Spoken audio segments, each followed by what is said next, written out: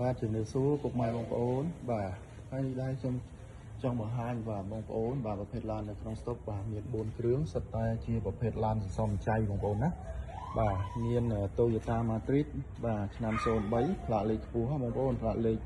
BM បាទ4433បាទលេខកំងបាទឡានស្អាតណាបងប្អូនថ្មីបាទលេខគុជកាមេរ៉ា Android ឲ្យមកចោលបងប្អូនលេងយ៉ាន់អីសបកកង់អីថ្មីទាំងអស់បាទវាឡានថ្មីអត់ទោះទេបងប្អូន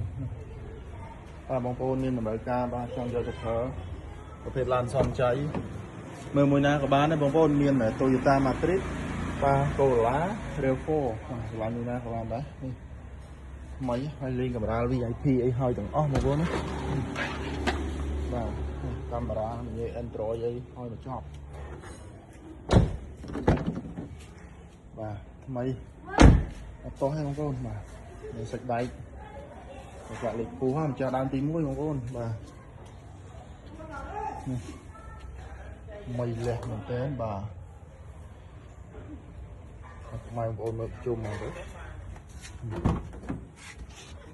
បាទក្នុងស្គត់តាគៀកស្គត់អីនៅទាំងសងខាង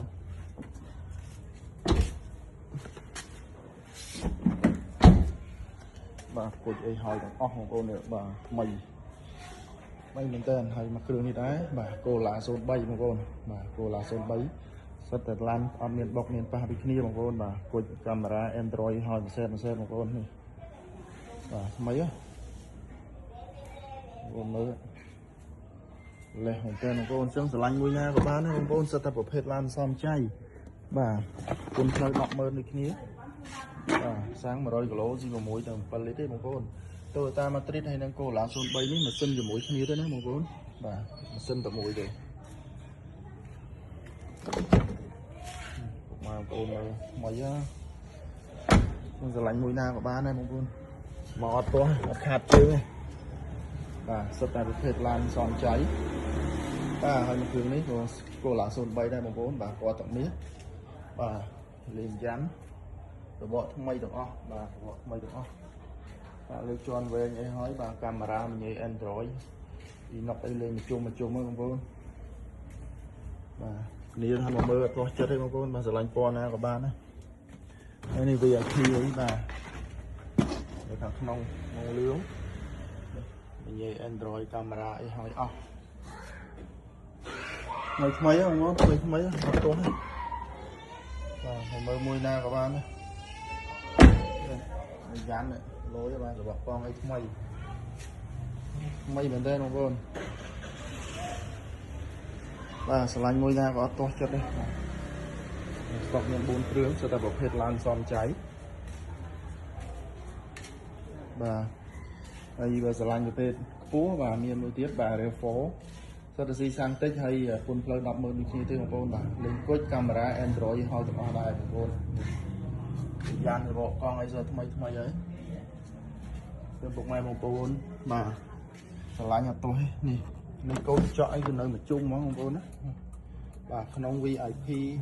កាមេរ៉ាមុខក្រោយអីហើយទាំងអស់បាទ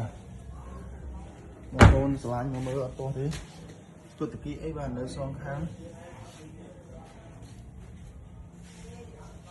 បាទផ្លាកលេខគួរណាបងប្អូនផ្លាកលេខ AM នេះបាទលេខទូជាប់កញ្ចក់គឺមកជុំហ្មងបងប្អូនអត់មានបាត់កន្លែងណាមួយទេណាបាទមកជុំឡានហើយស្គូតគីអីនៅទាំងអស់បាទថ្មី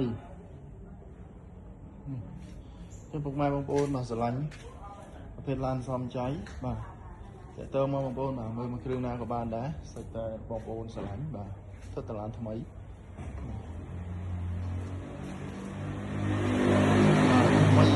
មែនទេបងប្អូនណាបាទចឹងពុកម៉ែបងប្អូនដែលមានចំណាប់អារម្មណ៍បាទតើតើមកបាទសូមអរគុណ